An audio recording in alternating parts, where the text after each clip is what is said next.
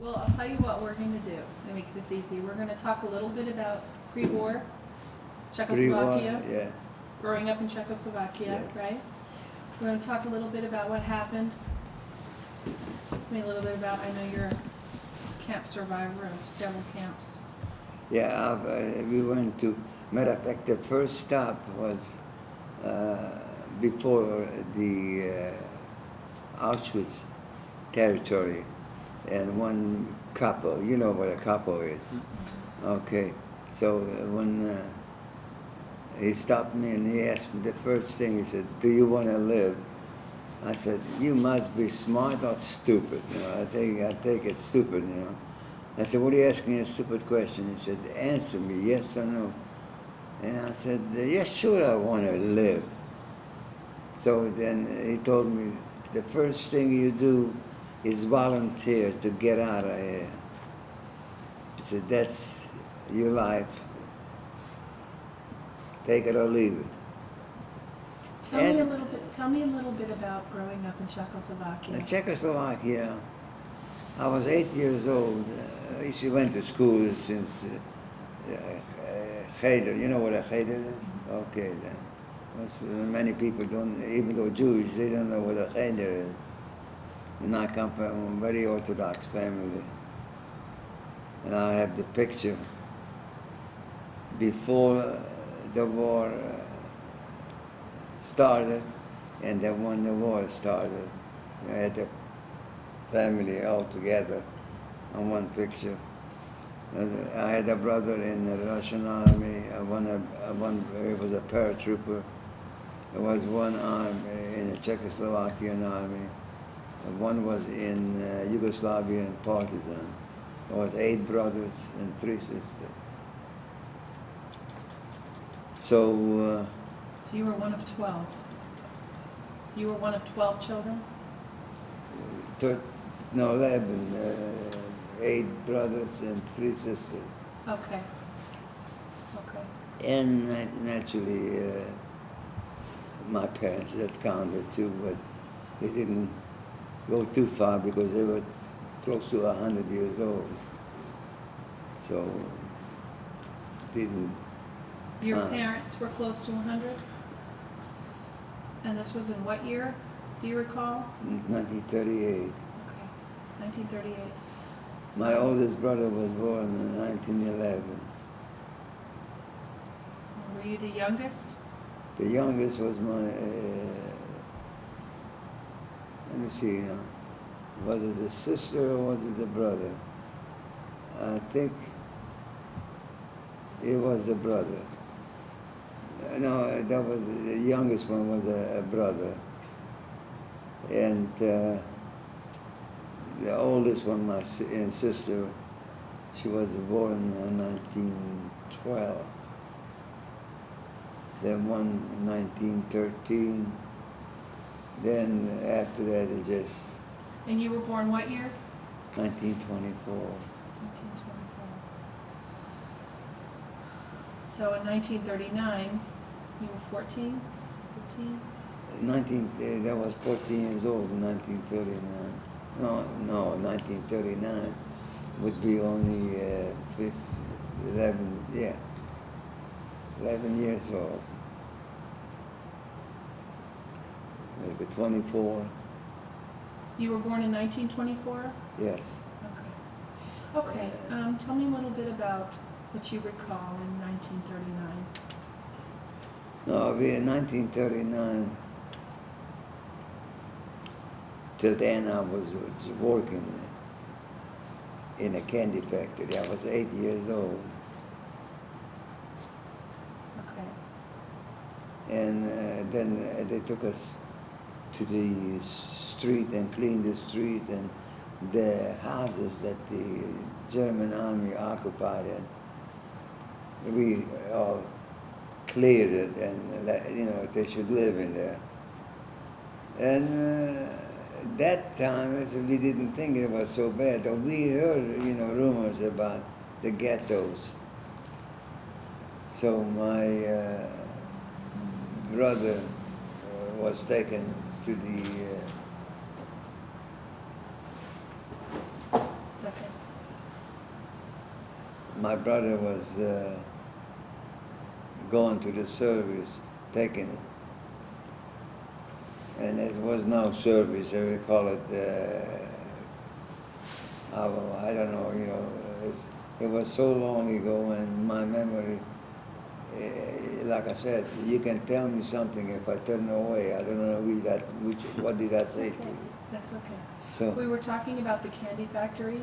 a candy factory I was working, and there was a Jewish man who owned it, but he had a Gentile man that he bought it from him. And so that's where I was working.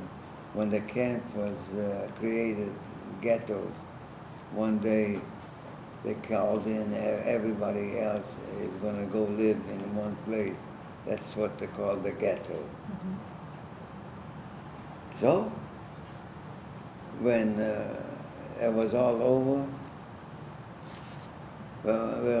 when it was all over, we were told we're going to go walking toward another camp, but they didn't tell us they were in Warsaw or anything else. Okay, Mr. Klein, help me understand. 1939 was when you were working in a candy factory? And At the time that the war broke out? Till 1938. Of course not. Yeah. They kept me a couple of days, you know, because they wanted to finish it. But then I used to go back and get candy, chocolate, and so on, and they gave it to me, you know, free. Because after all, I grew up next door to the factory. And Where were you when the war broke out? when the war broke out, I was in Užhorod, or ever heard about Ungvar, the Carpathian Mountains. Okay. You heard about it? No. Not It's yet. very famous. We had universities in Hebrew, a gymnasium in Hebrew, or Jewish, which at that time, you know. And we had to join them, you know. Okay. And Where were your brothers and sisters at this time? the brothers that were in the camp, in the ghetto. And this was in the Warsaw Ghetto? No? No. That was the Czechoslovakian ghetto. But it was not a ghetto. Right. It was just, you know, even before the war, there was ghettos. Right. So we were just like that. We were working and helping out around, fixing the houses for the Germans and who else they told us to do. And then naturally when we started to walk to Poland, we went on a train, and when we wanted to go to the washroom, only in the morning it stopped.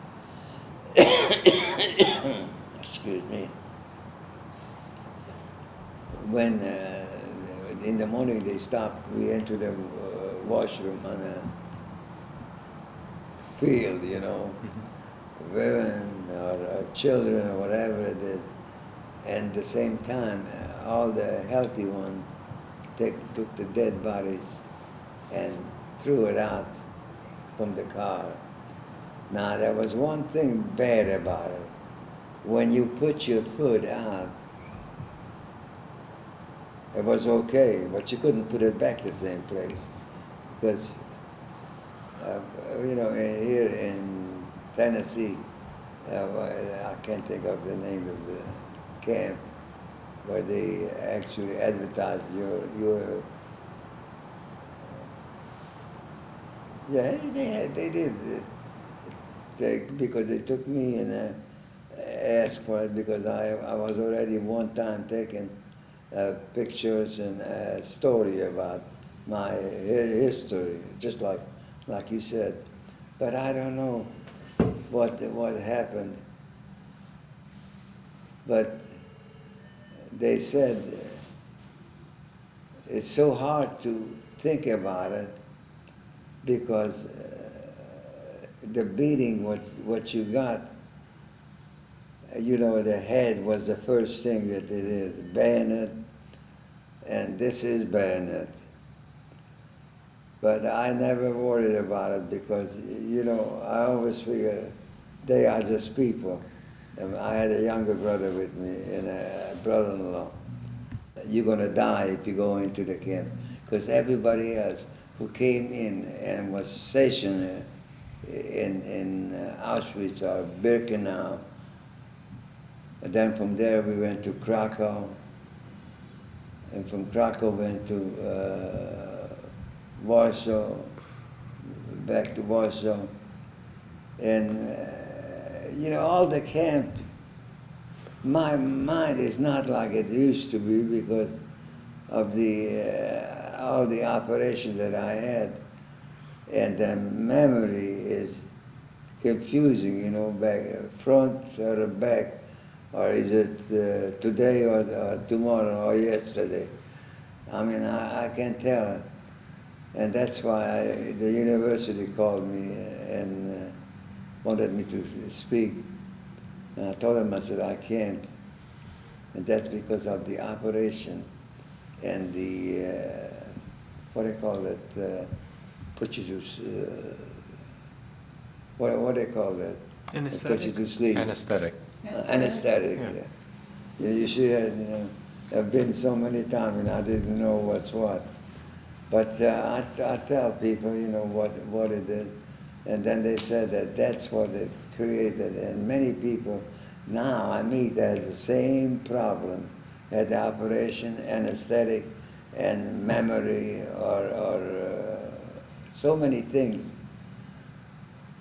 See, I take every morning about 10 pills. Then I take at night 10, 12 pills. Then doing in between 1 or 2 or 3 pills. And you know that I never took a pill. I never had, pain didn't exist as far as I was concerned. I don't care how bad it was. I was a soccer player, Mr. professional. Klein, tell me about the ghetto. The ghetto was okay. It's just you lived with people that you know, your family and your next door neighbor and so on. What do you remember most about the ghetto? The ghetto was not bad. You're talking about ghetto, the death camp. That's a different story. Now, you were on the cleanup crew for Yeah, the Warsaw Uprising. Yeah. Tell me about that. No, we were going from house to house, and the Germans used to say, take this one here, clean it up, and put it on the train.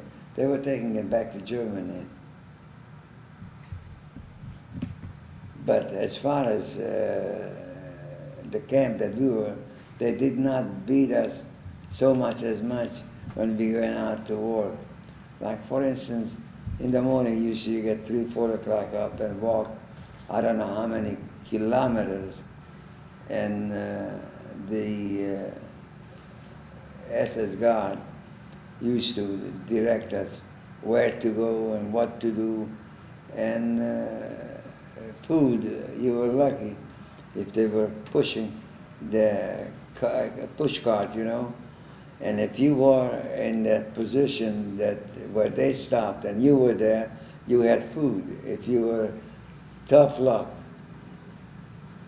you didn't get nothing. If you didn't stay at a place where the food will stop, but you never knew where he's going to stop. It's what they told him to do, you know, that's what you did. Now, you were in Auschwitz? I was in Auschwitz. You were in Dachau? And Dachau, not Dachau is in Bavaria. And the other one, like Auschwitz, that's in Poland. You were in a death march? You were in the death march? Yes, we were in a death march. Let's see now. The death march was from Warsaw Ghetto going back to Germany. Tell me about that. I had a rabbi, an old rabbi, and I was scared. I put my hand on it, and the German guy came over to me and hit me with the side, you know. And he said, "You want to go there or you want to go there?" There means the death camp. That not just working there, killing you. So I decided that I'm not going to help nobody but my brother and my brother-in-law. And we survived. Let me put it this way. I was physically very strong when I was young. I could pick 300 pounds up from the ground. Now later on, I wasn't that good because there you had to be showing that you are strong, that you are not bothered, you got even food. Oh yeah, and what I didn't say that. When I was in Warsaw Ghetto cleaning up, I found $2,020 gold pieces. And naturally, I went the first thing to a German guy. He said, how much would it cost me a loaf of bread? Or maybe 2 loaves of bread. And he said, what you got? I said, I don't have nothing, but they asked me to ask you. So they said, okay, give me $20 gold pieces. I'll give you a loaf of bread. And I paid a loaf of bread. And you know what people told me? I was crazy because I said, you know, that $20 gold piece, you know, and I said, why am I crazy? He said, for the simple reason, you know that it doesn't work. $20 a gold piece, have you been? You know how much it was that time? I went to another camp and I bought 10 loaves of bread. But you couldn't say how much the other one paid. You just said what you wanted.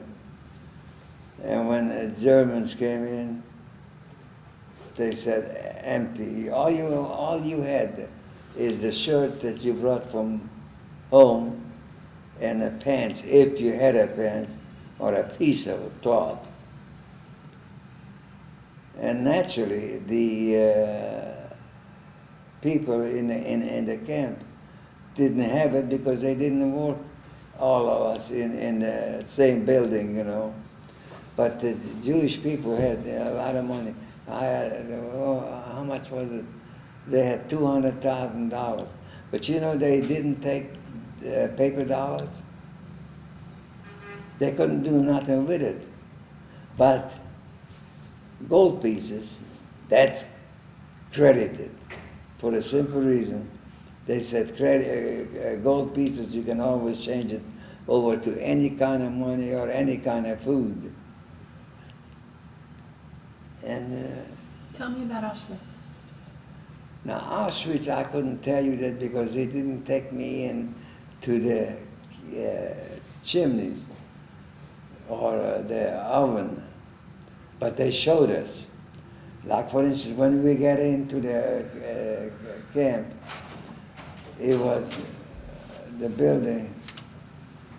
There is Mr. Green. Now his parents were in the camp.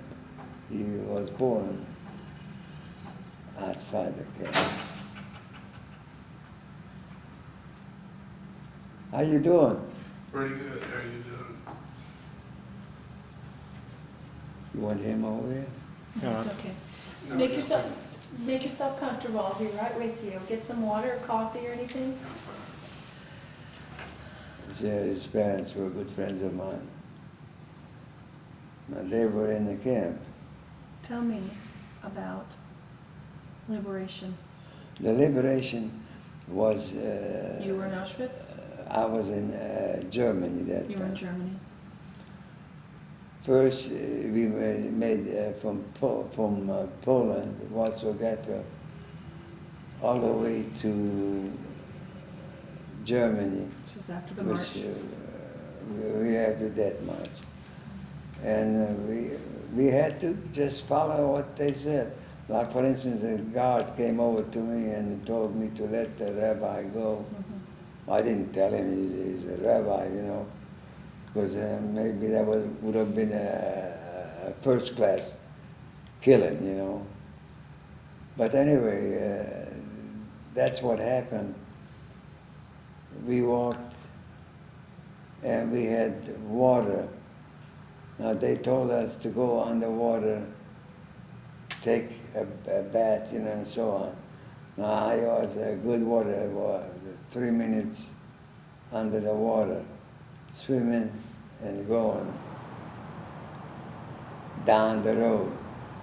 But I figured this way, that if they tell me which way to go, I better not go, because that's their way of doing it, you know. But I had no problem other than a few hits, stab, cut, you know, and all that. As long as they did not shoot you right then and there, you were safe. Now I went to the camp and asked them which way to go, and in the water, because you didn't have water while you walked. There was no water, unless you stayed behind and you find that little ditch, you know. I don't care, it was dirty, stinky, or whatever it is, it was water, you know. You know, a lot of people say, I would rather die. I said, thank you. I said, the others died, I'm alive, you know. I said, you see me? He said, yeah, I see you. I said, now what is your friend? What is your family? I said, I don't know. I said, because you a stupid question and then a stupid answer. You'd rather die than give him dollars or 20 gold pieces, you know. Tell me about your family. You Well, came my family here to this country. Your family in Czechoslovakia, who survived? No. There's two of them, two of them died one day to the other. What I mean by that is they came in and they were taking people and put them in a, I would call it a closet, you know. So naturally, when they stayed there, we tried to get away. They did not kill that time because they knew that the army was very close. Polish army, American army, and Germany. And so when it came up to that, it never, what was it you asked me? About your family, your A siblings? family. My family was not there. It was only two of my brothers and one of my sisters. Well, they went to women and young ones. But actually, to come out from there was only one brother and one brother-in-law. All the rest of them was gone. No, they not. See, they did not kill him because we didn't see them. It's just they went to a different direction. Now, if you was a mother like my sister, had two children, she didn't live. When they got into Auschwitz, they went to there, and they used to say, that's the shower. And the shower was gas. And the next building was naturally the oven. Have you seen pictures with the dead bodies? See what I call that,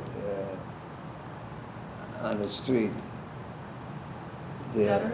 Huh? A gutter? I mean, it's a gutter is one thing, And that's what I was saved.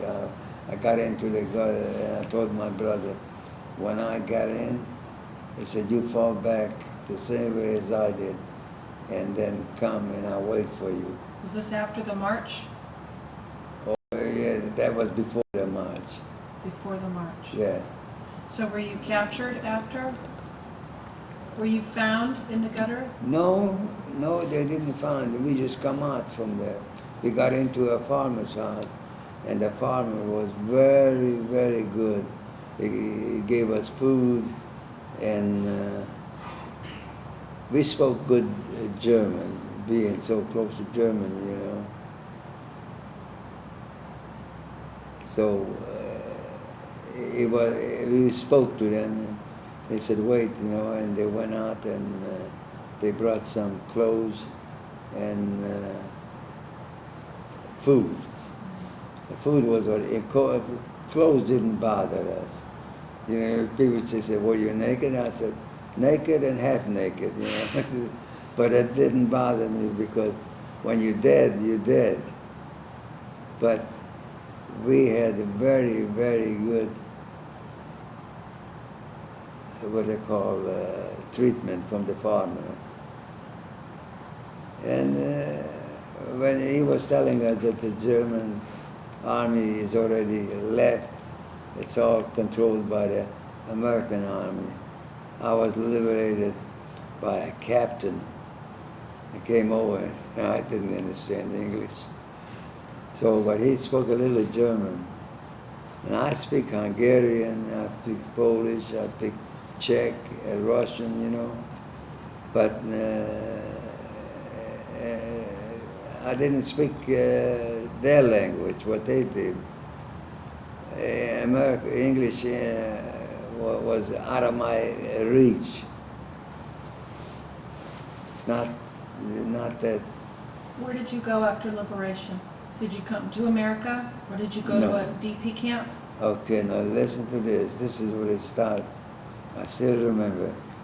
I got over to the officer, and I asked him to let me go back to Czechoslovakia. He said, okay, go ahead. And I got there, they put me on the top of the train. And there was 2 days. And you know, I swallow when I talk about it. It was just like you cry. People say, what are you swallowing? It says, not swallowing. And, you know, it is something that comes up to you, and it just, It's okay. you know what I mean. Sure. So we went, I got to Czechoslovakia. And when I was in Prague, I asked the officer, look, I had a brother in the Czechoslovakian army. You know where he is? And he said, what's his name? And so I told him, Herman Klein. And he said, I think is it a captain? I said, yes. He was a staff captain, you know. And he said, oh, he's down in Slovakia. You see, the upper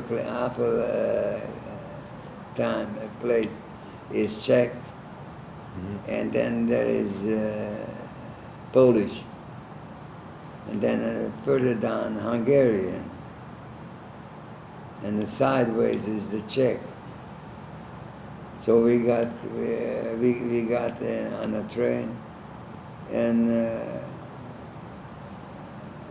my brother asked him, did you find anybody so and so and so? He said, yeah, my God, there's hundreds of thousands people go through here, millions. We said they lost 6 million people. I know many of them don't believe in it, but that's what they did. They lost 6 million people. What do you say to those people? Huh? What do you say to those people?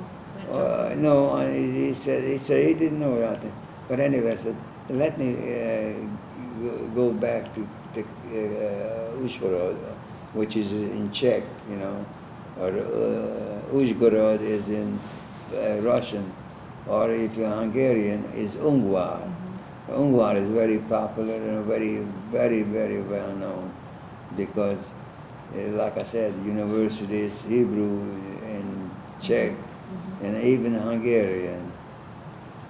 So anyway, he said to me, "You want to go home?" I said, "Yes." "Where do you want to go?" I told him, "The Carpathian. This is the Carpathian area. I want to go back to Ushgorod, or is it Ungvar? Which way you want?" He said, "Ungvar, because I don't speak the Czech." What And- brought you to America? Huh? What brought you to America? I had what you call family already here. My uncle, 2 uncles and 2 aunts, cousins, about 15. Where did you come to first? Did you come straight to Tennessee? No, Chicago. Chicago. And how long have you lived in Tennessee? Oh, in Tennessee, we came here in 53 or 55. How do you feel about living in Tennessee? Oh, I like it. My wife is from Tennessee. Your wife's from Chattanooga, Chattanooga. right? Yeah. Did you come straight here? Yes. No, I mean, we lived in another place. And like I said, I can't think of the place. But we were, no, also, it was in Tennessee, from Chicago to Tennessee. I met my wife in Chicago. I had a cleaning store. And being a tailor and a candy maker, it's funny about it. I could live just to be close to the people, and like my wife, she came to me in my store and she wants to fix the dress. I fixed the dress, and she said, I never had a suit like that fitting so good. I said, "You never had a tailor either." I said, "You had somebody just know how to dribble around, with the needle. You know how to sew?" No. So she came in and she said to me that I will pay you when I can. Have you heard about it? No, people say, I said, "Did she pay?" I said, "No." I said, "She promises me she will." And we married now 47 years. Has she paid you? In a way, she paid. But a lot of people. But anyway, we got into Czechoslovakia, down to Ungvar, and went to the police department, and I asked him, "If you know where is my sisters, I heard that they are here." He said, "Yeah, there is 2 sisters here." And I took my 2 sisters. He said, "No, you cannot. But if you give me your coat, it was leather." He said, "Then you can have it." I said, "Here, you can have it, and take it and I don't know what." And naturally, then we started to go up to Budapest, which I had uncle and aunts and cousins. People say, "Hey, wherever you went, you had somebody." I said, "Yes, I had a big family. And it came all handy, And naturally, when I was through with that, they told me that if I want to go where, I said, "I want to go to Budapest." So I go to Budapest. When I got to Budapest, there was the same thing.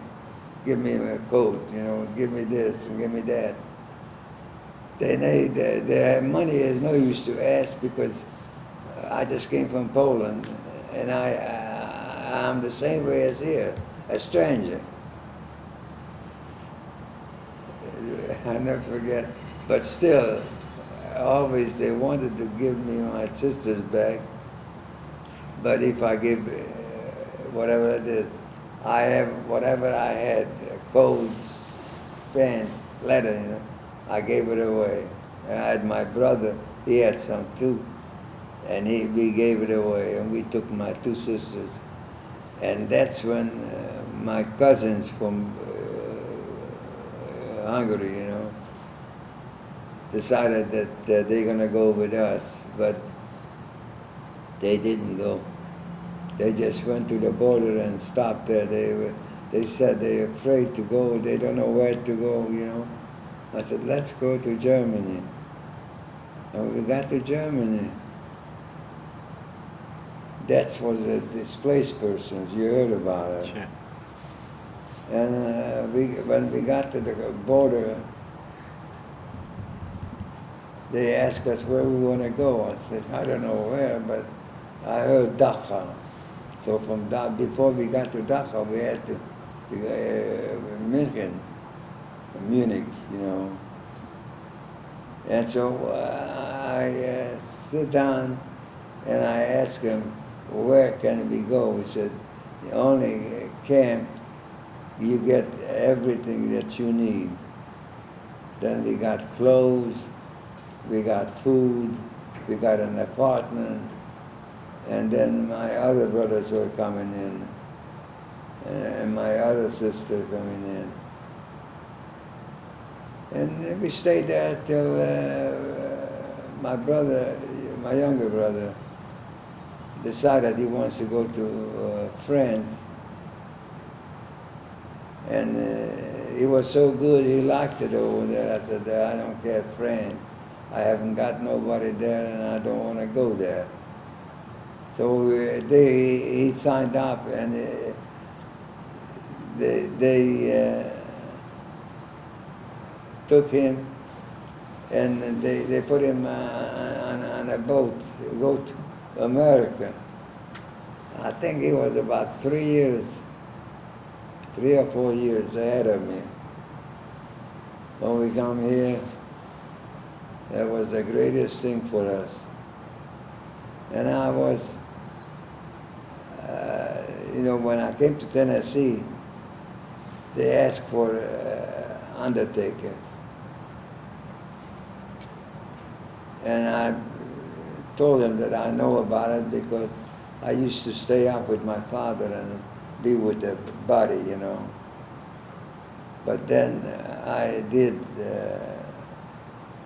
also prepare the body, you know. For 27 years, I was head of the Hebrew Kadisha.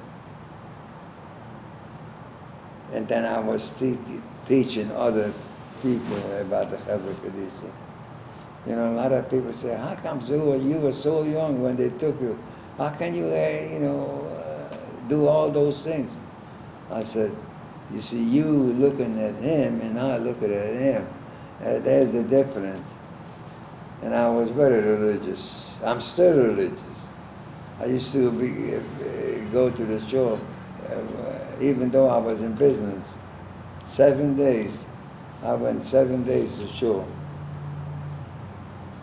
There's not too many people go 7 days to shore. Huh? And then after that, kids got married. I got married. Kids got married. And my brothers, they all got married. And we all, what is it now?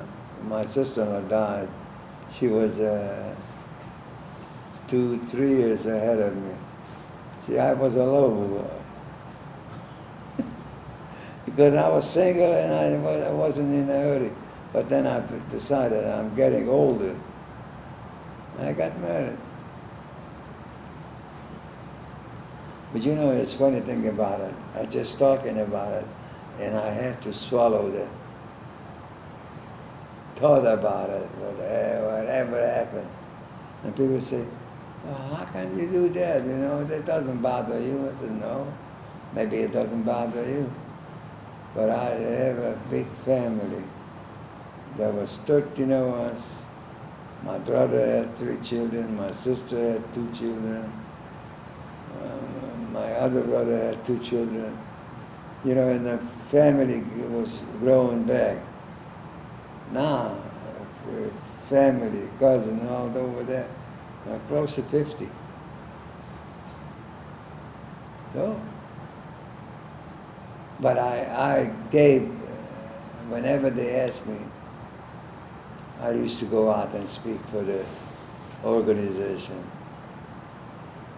I have stickers from the university, also from the, what they call that museum. The Holocaust Museum? Yeah, I'm a member of the Holocaust Museum. So, that's about. Now I'm a cripple. If I walk, sometimes I lose my balance, you know. I used to be an athlete and a tough guy. I wasn't afraid of anything. Pain? Pain, I don't know. I have it, but it doesn't bother me. Why should I worry about it's going to be there whether you like it or not, including when you're taking the pills. It still hurts. No. Anything else? You were wonderful, Mr. Klein. I appreciate you taking the time to come out and talk to Oh, us. I mean, this it's part of me. I mean, I can't forget about it. But except I don't speak like I used to. You did wonderful. Because of the accident, you know.